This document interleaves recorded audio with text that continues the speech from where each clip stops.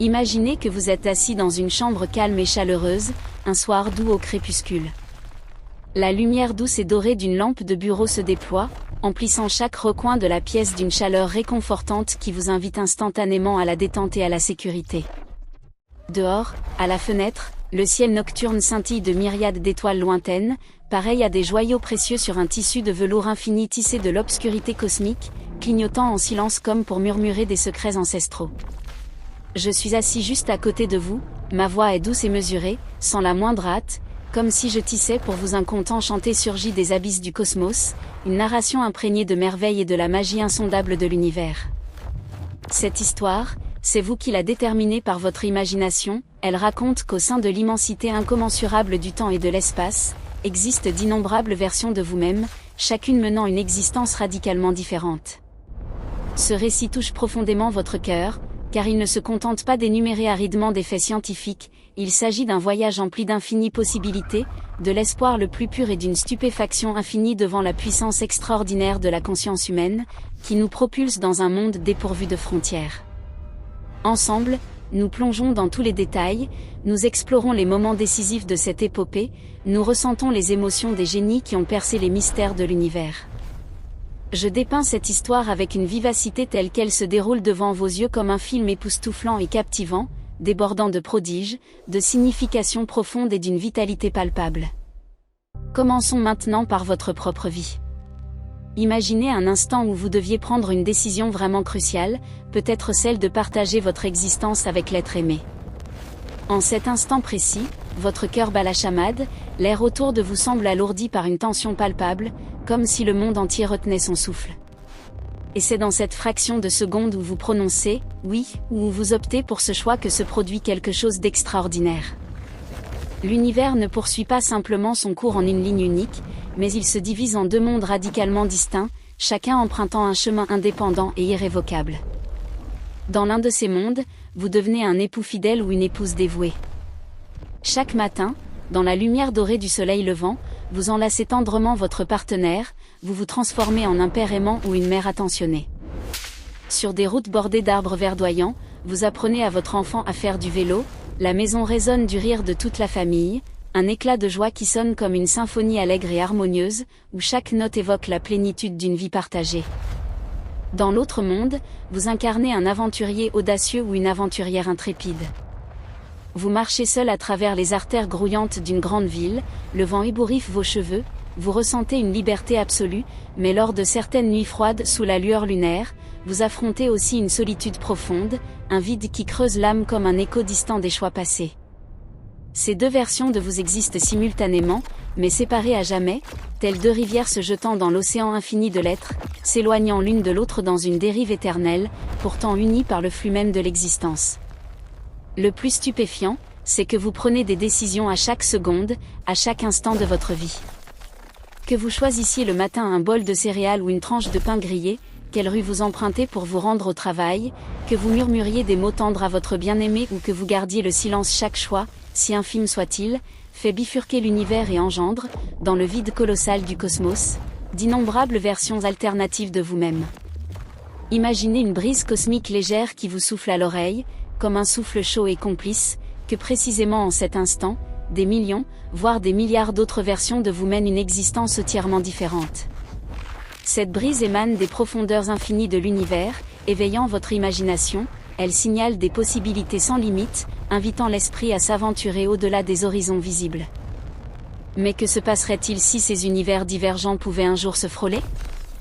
Les héros des films de science-fiction, sautant avec audace d'un monde à l'autre, ou les personnages de bandes dessinées qui se heurtent dans des confrontations dramatiques, de telles scènes font accélérer votre pouls, elles vous emplissent d'excitation mêlée d'une pointe d'appréhension, comme si l'impossible effleurait le tangible.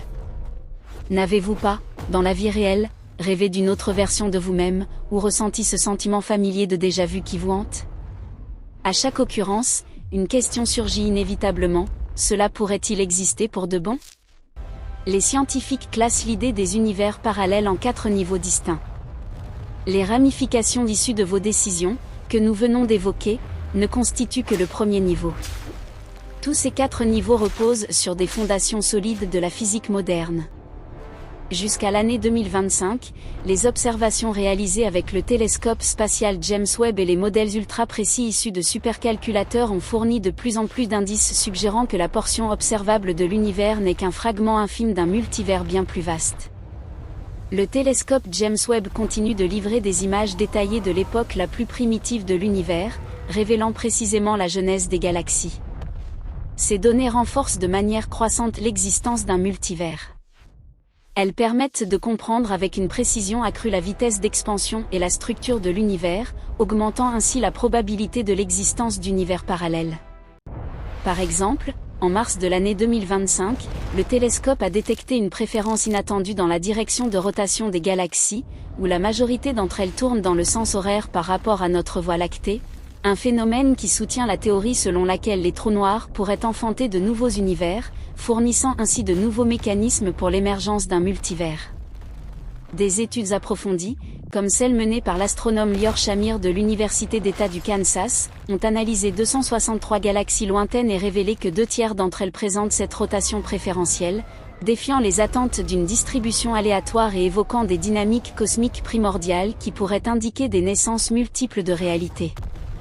En septembre de la même année, une galaxie presque entièrement dépourvue d'éléments lourds a été découverte, baptisée Amor 6, située à un redshift de 5,725, ce qui signifie que sa lumière a mis environ 13 milliards d'années à nous parvenir. Cette galaxie primitive, observée via un effet de lentille gravitationnelle qui a magnifié et dupliqué son image, renforce nos conceptions des origines de l'univers en validant les prédictions du modèle du Big Bang sur les premières étoiles de population 3, composées presque exclusivement d'hydrogène et d'hélium. De telles découvertes ne sont pas de simples chiffres abstraits, mais des fenêtres ouvertes sur les abysses du cosmos, nous permettant de scruter plus profondément que jamais auparavant, et invitant à une méditation sur la fragilité et la profusion des débuts cosmiques. Par ailleurs, au cours de l'année 2025, le télescope a mis au jour des structures ressemblant à de longues chaînes de galaxies, appelées filaments cosmiques, qui rendent encore plus tangible l'idée d'une répétition infinie dans l'espace. Une équipe internationale, en collaboration avec le Max Planck Institut pour l'astronomie, a capturé une image haute définition d'un filament cosmique ancien, connectant deux quasars actifs à une distance de plus de 12 milliards d'années-lumière, offrant un aperçu direct sur la toile cosmique primitive formée seulement 830 millions d'années après le Big Bang, et soulignant comment ces structures filamenteuses dictent la distribution de la matière sombre et la formation des amas galactiques, enrichissant notre vision d'un univers en perpétuelle élaboration. Revenons maintenant à l'année 1978. Imaginez un aéroport animé, des annonces diffusées par haut-parleurs au sujet de vols décollants, l'arôme enivrant d'un café fraîchement moulu flottant dans l'air. Deux jeunes hommes se séparent après une conversation passionnée. L'aîné s'appelle Desgiais, il sourit avec chaleur et parle d'une voix profonde et enthousiaste des secrets de l'univers antérieur au Big Bang, de la manière dont tout aurait pu émerger du néant absolu. Il exhorte le plus jeune à réfléchir une fois de plus avec précision au point de singularité, à l'explosion et à la genèse de la matière, et à l'importance cruciale de l'expansion de l'univers. Puis, Desgiais retourne en Chine, saluant chaleureusement son interlocuteur. Le plus jeune, Alan Guth, se retrouve seul avec ses bagages, l'esprit bouillonnant d'idées. Guth regagne le campus de son université, où d'anciens arbres murmurent et où l'environnement est serein et inspirant. À cette époque, la théorie du Big Bang était le sujet brûlant de la cosmologie, elle expliquait tout, des comètes aux planètes, mais pas sa propre origine. Pourquoi le point de singularité a-t-il explosé? Que s'est-il passé exactement dans l'instant primordial? La théorie du Big Bang décrivait la naissance de l'univers, mais elle ne pouvait éclaircir ce qui précédait ou la raison de l'explosion, un casse-tête qui tourmentait de nombreux scientifiques. Guth travaillait souvent jusqu'aux profondeurs de la nuit, la lumière jaunâtre de sa lampe de bureau illuminant des pages couvertes de formules complexes, des gouttes de sueur perlant sur son front sous l'effort, mais ses yeux brillaient d'une excitation fiévreuse. Il découvrit des approximations décisives et forgea une vision entièrement nouvelle de l'origine de la matière. Inspiré par Desgiais, il poursuivit ses calculs et aboutit finalement à la conclusion que l'univers avait autrefois connu une expansion à vitesse exponentielle, propulsée par une force presque inimaginable. Ces modèles mathématiques démontraient que, au point de singularité, la gravitation s'inversait pour devenir une force répulsive, déclenchant une explosion colossale. Nerveusement, il continua ses computations, comme s'il se tenait au bord d'un précipice, et lorsque le dernier chiffre s'inscrivit, une vague de révérence profonde l'envahit. Hâtivement, il consigna ses découvertes. Cette gravitation répulsive pouvait, en 10 puissance moins 34 secondes, gonfler un espace de taille moléculaire jusqu'à l'étendue d'une galaxie entière.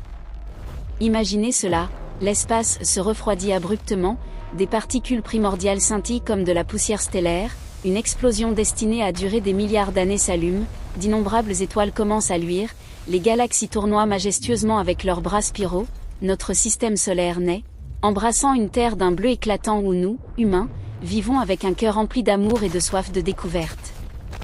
Tout cela s'est déroulé sur environ 13,8 milliards d'années.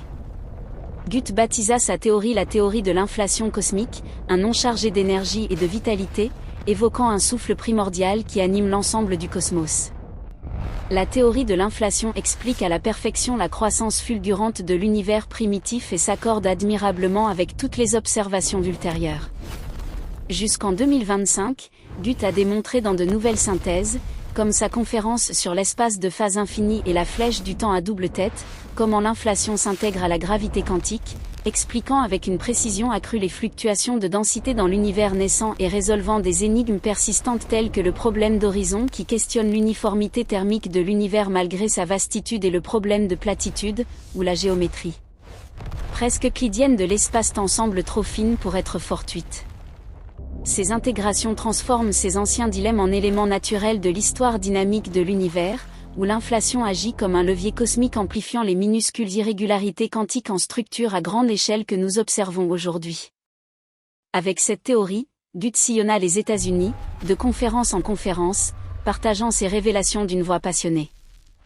Les scientifiques reconnurent bientôt que cette inflation ne s'arrête jamais. L'espace est infini, l'univers compte déjà 13,8 milliards d'années et s'étend encore plus vite que la lumière. La lumière la plus lointaine que nous percevons provient d'il y a 13,8 milliards d'années, mais la véritable frontière de l'univers observable s'étend à environ 46,5 milliards d'années-lumière, une sphère gigantesque grouillante d'étoiles scintillantes et de planètes en orbite. C'est ici que nous saisissons le premier niveau du multivers. Parce que l'espace est infini, il existe d'innombrables copies de cette sphère, chacune abritant une voie lactée, un système solaire, une Terre et des humains. Quelque part, très loin, une autre version de vous raconte précisément la même histoire, peut-être en tant que personne la plus riche du monde dans une villa luxueuse entourée de rires joyeux, ou en fuite à travers une forêt humide et obscure. Ces réalités sont séparées par l'immensité infinie, ne se rencontrant jamais, mais notre imagination peut ériger des ponts entre elles. Comme dans les légendes chinoises anciennes, où Ludongbin transcende les limites par une force divine intérieure, votre conscience est la clé du multivers. Un artiste a créé, pour plus de 120 créateurs, des modèles tridimensionnels qui, assemblés, ont donné naissance à un film d'animation impressionnant, dépeignant la répétition infinie du premier niveau comme un rêve graphique computérisé d'une beauté onirique, où des sphères cosmiques se multiplient en un ballet éternel de possibilités entrelacées. Guth poursuivit ses conférences, la salle grondait d'applaudissements, et un jeune homme fut particulièrement captivé, Andrei Linde, tel un disciple loin dans la légende. Un jour, sous une douche chaude, enveloppée de vapeur comme d'un brouillard cosmique, Linde médita intensément sur les formules de Guth et comprit soudain ce que celui-ci avait omis.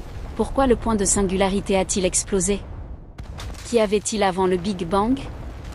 Tandis qu'il calculait en observant les bulles d'eau qui pétillaient comme de minuscules univers, il griffonna sur le miroir embué. L'inflation ne génère pas seulement une extension infinie, mais fait pulser le Big Bang à chaque instant, produisant dans le vide colossal des bulles d'univers nouvelles en permanence. Ces bulles d'univers sont isolées les unes des autres, mais peuvent aussi entrer en collision. Plein d'allégresse, il vérifia ses formules inlassablement, son cœur battait la chamade, il songea à sa propre vie, en Russie. Courtisé par le KGB mais exilé pour ses origines juives, il avait travaillé comme ouvrier du bâtiment avant de fuir vers les États-Unis en tant que réfugié. Excité, il courut voir Guth, mais celui-ci, épuisé, le repoussa. Trop d'idées, pas de preuves. Linde resta néanmoins enthousiaste et persévérant. 10 ans plus tard, la NASA lança un satellite pour explorer le fond diffus cosmologique en micro-ondes, cette lumière ancestrale du Big Bang, telle une braise luminescente du feu de la création. Même si la Lune se brisait et que le ciel s'assombrissait, cette radiation persisterait dans l'univers. Elles forment l'enveloppe de notre sphère de 46,5 milliards d'années-lumière. Les calculs de Guth concordaient parfaitement avec les observations, prouvant la logique d'un univers infini. Mais où étaient les preuves des collisions de bulles de l'Inde ? En octobre de l'année 2025, une nouvelle publication sur ARXIV suggéra que des traces de telles collisions avaient été détectées dans des anomalies du fond diffus cosmologique, offrant ainsi de nouveaux indices pour le deuxième niveau du multivers. Cette étude, intitulée « Signature de collision de bulles dans l'inflation éternelle sur le dipôle et quadrupôle distant du fond diffus cosmologique », explore comment ces anisotropies primaires pourraient révéler des interactions primordiales entre bulles, au-delà de la variance cosmique attendue, et ouvre la voie à des sondes directes de la physique de l'univers précoce.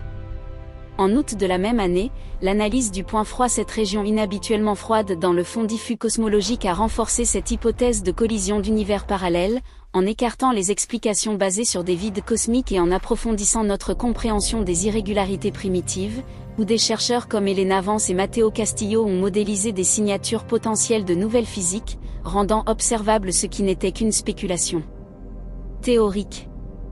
De tels progrès transforment les visions de l'Inde, autrefois purement théoriques, en perspectives bientôt vérifiables, où les collisions de bulles pourraient expliquer les asymétries observées et enrichir le tableau d'un multivers dynamique et interconnecté.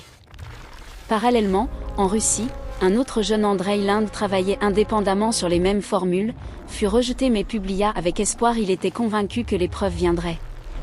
Jusqu'en 2021, des satellites NASA plus précis avaient révélé des anomalies mystérieuses, potentiellement des collisions de bulles, bien que la recherche se poursuive. Le deuxième niveau du multivers n'est pas encore définitivement prouvé, mais de nombreux scientifiques, y compris le regretté Stephen Hawking, souriaient et croyaient en l'inflation et aux deux premiers niveaux. Hawking écrivit toutefois dans son dernier ouvrage que l'univers pourrait être fini, contredisant ainsi le premier niveau. Sans preuve pour le deuxième niveau, à quoi cela ressemblerait-il ? L'ancien Einstein rencontra un jour Kurt Gödel, qui avait calculé un univers aux boucles temporelles fermées, où les voyages dans le temps et les extraterrestres seraient possibles. Peut-être que d'autres bulles d'univers possèdent des constantes physiques radicalement différentes. La lumière y voyage plus lentement, les êtres vivants ont 3 têtes et 6 bras. Une version quantique de vous lit peut-être en ce moment cette histoire avec une pensée entièrement autre, où revient inlassablement le moment où vos parents vous ont conçu, dans un univers de boucles temporelles. Cela semble fou, mais ouvre des insights profonds. Des bulles d'univers aux lois alternatives peuvent engendrer une diversité infinie de formes de vie, depuis des écosystèmes basés sur des chimies exotiques jusqu'à des civilisations défiant nos lois de la thermodynamique. Jusqu'en 2025, les analyses du fond diffus cosmologique ont progressé, identifiant avec une clarté croissante des caractéristiques statistiques de collision, rendant les interactions dynamiques du multivers plus crédibles et invitant à une réévaluation des modèles d'inflation éternelle. Prenons une brève pause et pénétrons dans le troisième niveau. Retournons à l'année 1927, dans le vibrant Copenhague. Les plus grands esprits du monde luttent avec le monde quantique. Un électron peut exister simultanément en tout lieu possible, dès qu'on l'observe, il disparaît. Votre regard semble doté de conscience, murmurant les secrets de l'univers. 2 particules quantiques intriquées, l'une haut dans le ciel, l'autre enfouie profondément dans une terre humide, se meuvent en synchronie instantanée sur des distances immenses. L'école de Copenhague expliquait cela comme un pur hasard, comme si Dieu lançait des dés. Einstein s'exclama avec colère, « Dieu ne joue pas aux dés !» Schrödinger inventa son célèbre jeu d'Anken-expériment, une boîte contenant un chat, du poison, un marteau et un interrupteur quantique. Si la particule se désintègre, le chat meurt, sinon, il vit. Avant d'ouvrir la boîte, le chat est-il à la fois mort et vivant ? Un cauchemar logique. L'intrication quantique sans distance est confirmée à maintes reprises dans les expériences modernes. En mai de l'année 2025, une nouvelle expérience a démontré que des photons peuvent emprunter simultanément 2 chemins, renforçant davantage l'interprétation des mondes multiples. Cette variante avancée de l'expérience de la double fente, menée par des physiciens du MIT, a mesuré directement un photon unique en 2 endroits à la fois sans invocation de mondes parallèles explicites, mais en soulignant comment de telles superpositions défient les interprétations collapsus et favorisent une ontologie où toutes les branches quantiques coexistent, posant ainsi un défi philosophique à la réalité unifiée tout en validant les fondements probabilistes de la mécanique quantique. Une femme laissa une lettre d'adieu, elle voulait rejoindre son père dans un univers parallèle. Son père, Hugh Everett, vivait dans la pauvreté, perdit son emploi, s'asseyait dans une chambre sombre et enfumée, fumant et buvant. Il affirma avec fermeté, « Il n'y a ni des niches à mi-mort mi-vivant ». L'observation elle-même divise l'univers dans l'un, le chat vit, dans l'autre, il meurt. Chaque décision quantique engendre d'innombrables univers nouveaux. Ainsi naquit en 1957 l'interprétation des mondes multiples. Everett la présenta à Copenhague, mais fut rejetée. Aujourd'hui, de plus en plus de personnes y adhèrent. Dans un autre univers, un autre Hugh Everett devint leader de la science et vécut heureux avec sa fille. L'interprétation des mondes multiples englobe les 3 premiers niveaux, des univers infinis se ramifiant à l'infini dans l'infini.